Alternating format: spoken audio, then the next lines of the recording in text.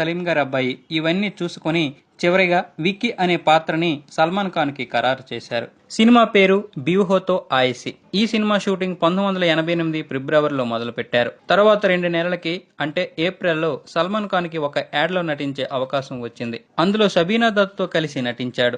ఆ సమయంలోనే రాజశ్రీ ప్రొడక్షన్ భారీ నష్టాలతో మూతపడే పరిస్థితిలో ఉంది. తన సంస్థని మూసేసే ముందు ఒకే ఒక్క సినిమా తీసి హిట్ అయితే పరిశ్రమలో ఉండడమో లేకపోతే ఫ్లాప్ అయితే పరిశ్రమని వదిలిసి వెళ్లిపోవడమో అనుకున్నారు నిర్మాత తారాచంద్ గారు.